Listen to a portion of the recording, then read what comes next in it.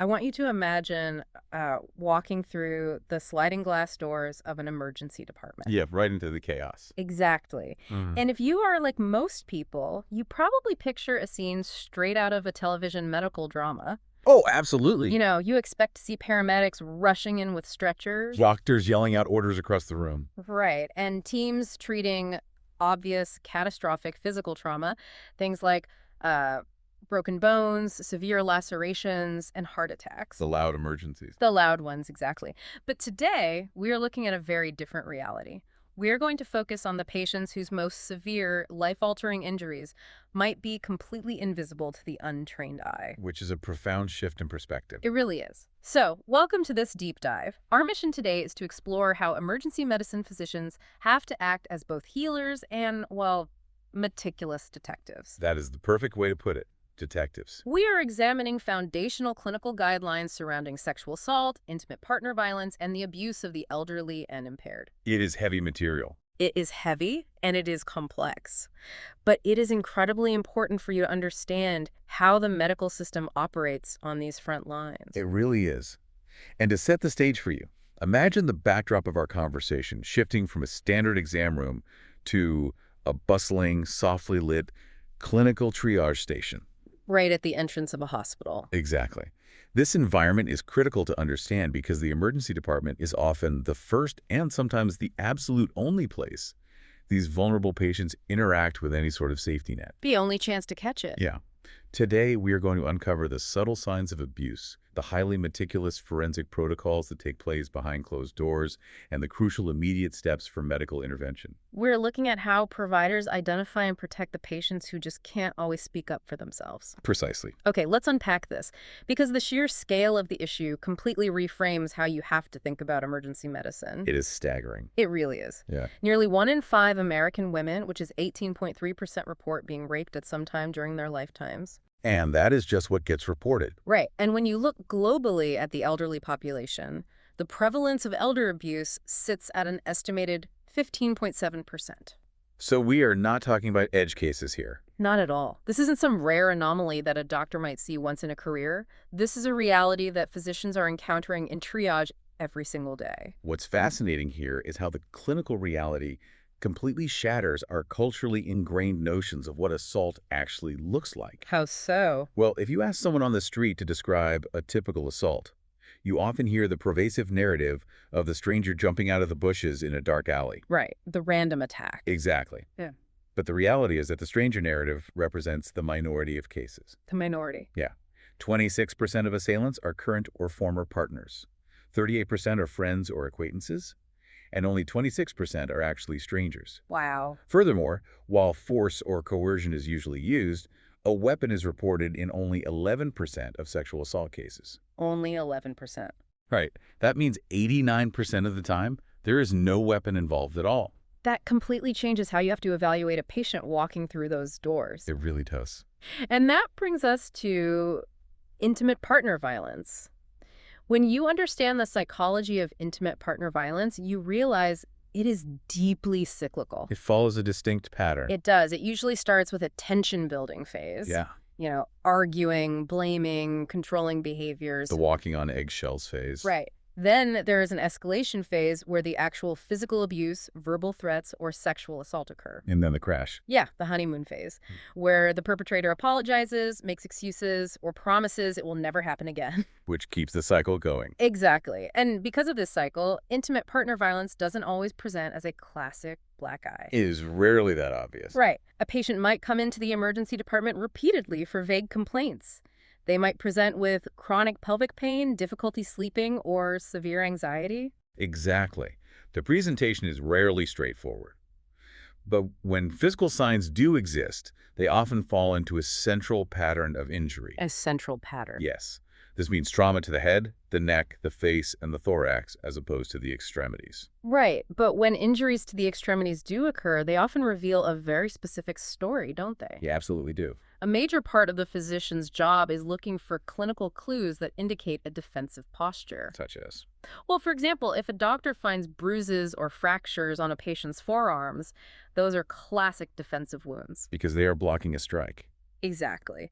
They are sustained when a patient instinctively raises their arms to fend off a blow to the face or the chest. which is a natural reflex. Right. You also have to look for injuries in various stages of healing. Oh, that is a big one. Yeah, patients will often brush those off as clumsiness or a series of unfortunate, unrelated accidents. Diagnosing this kind of abuse is highly nuanced. It requires a provider to read the room, not just the physical body. You have to look at the whole picture. You do. A massive clue for healthcare providers is the behavior of the caregiver or the partner who accompanied the patient. The person sitting in the chair next to the bed. Right. If you are evaluating someone, you have to ask yourself, is the partner overly solicitous? Are they hovering right by the bed? Exactly. Do they act defensive or aggressive toward the nursing staff? Or do they refuse to let the patient answer questions for themselves? That is always a huge warning sign. If the patient seems frightened, avoids eye contact with you, or defers every single question to their partner, that is a glaring red flag. And in those situations, the medical team has to strategically intervene. You can't just ignore it. No, hospital security can actually be utilized to gently but firmly separate the partner from the patient. Sometimes you have to be creative. Right. This might involve inventing a hospital policy excuse or stepping in to say the patient needs a specialized scan, just to prevent the alleged perpetrator from visiting the patient in the room. You need to get them alone. You do. This allows the medical staff to conduct a private, safe interview. The guidelines are adamant that screening must be done in a private environment, completely one-on-one. Or with a non-related trained medical interpreter if language is a barrier. Exactly. You simply cannot ask these sensitive questions in a crowded hallway or with the partner sitting right there holding the patient's hand. The environment has to be entirely controlled. And when a sexual assault is suspected or reported, the hospital activates a highly specialized, multidisciplinary response. Here's where it gets really interesting. It involves the deployment of sexual assault nurse examiners and sexual assault forensic examiners. These are the dedicated specialists. Right? These are professionals who have undergone rigorous specialized certification, extensive coursework, and supervised clinical competency in forensic nursing. They usually operate as part of a broader sexual assault response team. Yes.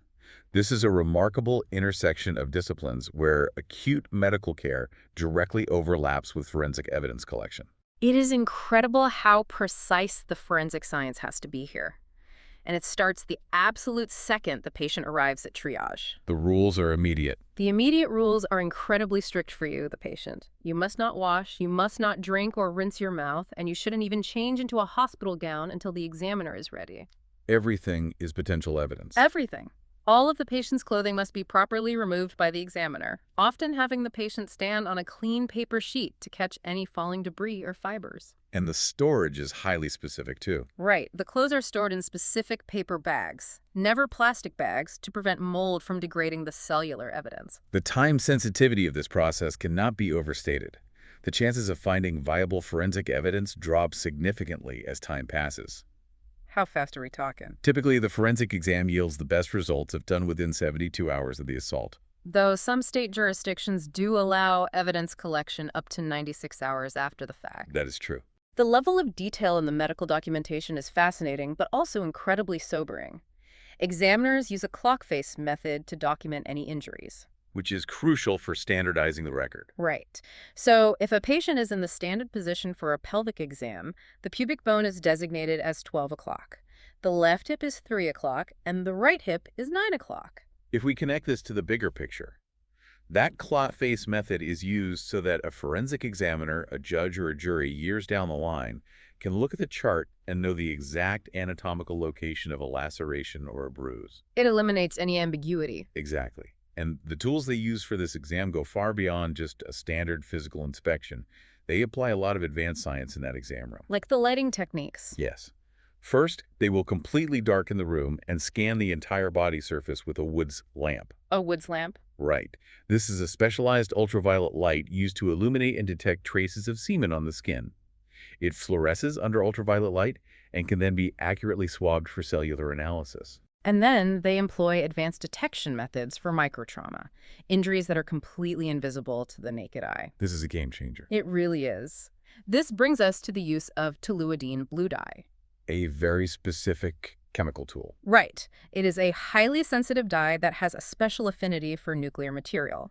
It is so sensitive that it has to be kept refrigerated at exactly 4 degrees Celsius in the hospital pharmacy. Wrapped in aluminum Yeah, foils. wrapped in foil to protect it from light degradation and then carefully brought up to room temperature right before use. But how exactly does this dye work on the body? Why is it applied to specific areas? It is usually applied to the external vulva, specifically an anatomical area called the posterior fourchette. Okay. This area is highly susceptible to high-friction trauma during an assault. If the top layer of skin has been abraded away, even microscopically, the underlying cellular tissue is exposed. And that is what the dye targets. Yes, the toluidine blue dye binds directly to those exposed nucleated cells.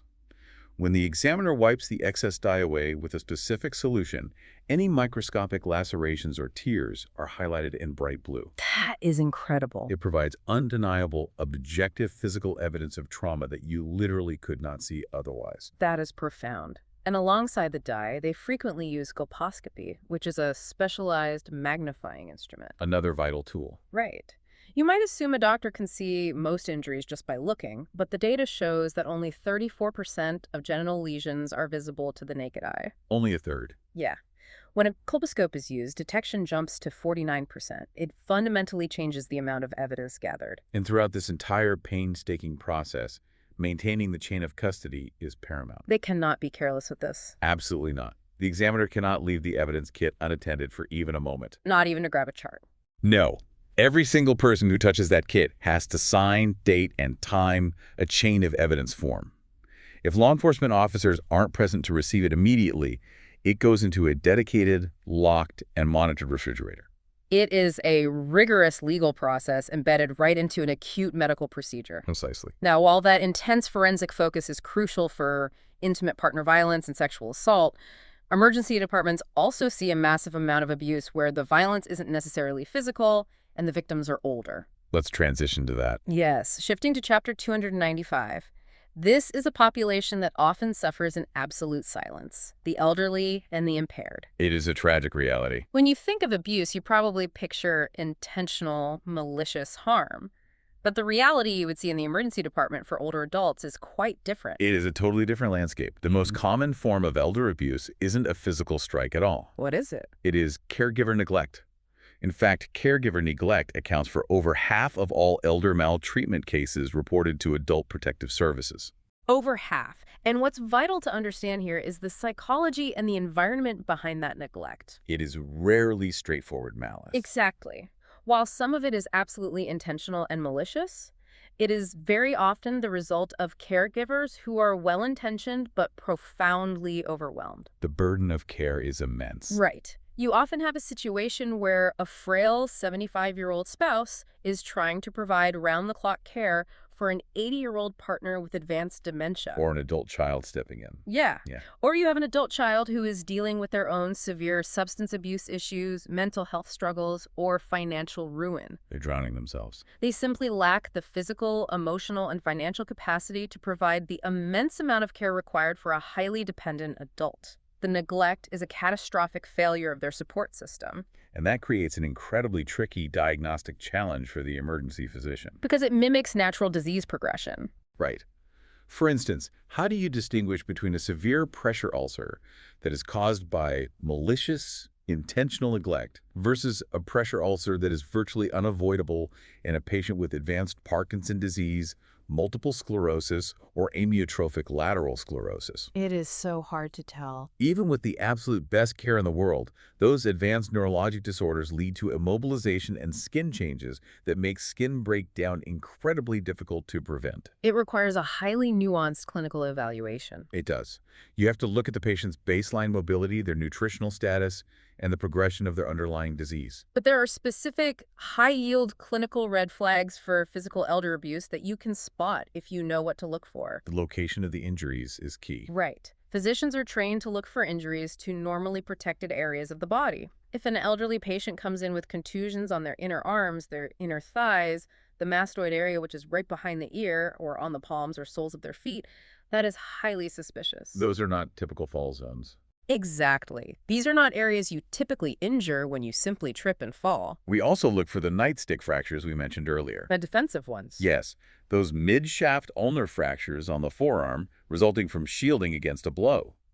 Furthermore, when reviewing x-rays, radiologists look specifically for spiral fractures of long bones, What does a spiral fracture indicate? or fractures that have rotational components. You see, a normal fall usually results in a clean transverse break or an impact fracture.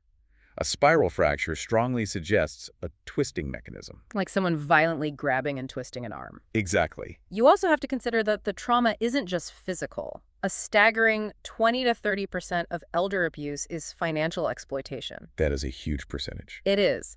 This happens when family members, caregivers, or friends coerce the transfer of property, drain bank accounts, or intercept the elder's monthly Social Security checks. It strips them of their independence. Completely. And you might not think a drained bank account is an emergency room issue, but it becomes a severe medical crisis very quickly. Without funds, care stops. Right. If your bank account is drained by a family member, it significantly impacts your ability to buy food, pay for heating in the winter, or afford your life-saving insulin or heart medications. Financial abuse inevitably and directly leads to physical deterioration. The interconnectedness of these vulnerabilities cannot be overstated, which brings us to a crucial pivot point in the emergency department visit. The next steps. Right. Once the forensic evidence is collected and the subtle signs of abuse are meticulously documented, the role of the physician shifts back to immediate, definitive medical intervention. Because beyond the forensics, these patients need comprehensive prophylactic care to protect their future health. They are patients first, crime scene second. Precisely. And the Centers for Disease Control protocols for post-assault prophylaxis are incredibly rigorous. We don't wait for testing. No. The emergency department doesn't wait for test results to come back. They proactively blanket treat to prevent major infections. It is a massive pharmaceutical safety net. Covering all the bases immediately. Right. To prevent sexually transmitted infections, they use a multi-drug regimen that simultaneously covers gonorrhea, chlamydia, and trichomoniasis. And the dosing must be exact. Exactly. It usually involves ceftriaxone 250 milligrams given intramuscularly, then azithromycin 1 gram given orally, plus metronidazole or tinidazole 2 grams given orally. They also have to immediately address the risk of unintended pregnancy. Another critical time-sensitive intervention. Right. Emergency contraception is offered to patients of childbearing age, and it is most effective when administered quickly, ideally within the first 72 hours. What medications are standard there? They use specific medications like levonorgestrel 1.5 milligrams once, or ulipristal acetate 30 milligrams orally. Okay. But here is an important clinical insight. Because these heavy doses of hormones and antibiotics can cause severe debilitating nausea, the protocols mandate prescribing an antiemetic. Like ondansetron. Yes, a strong anti-nausea medication like ondansetron 4 milligrams alongside them.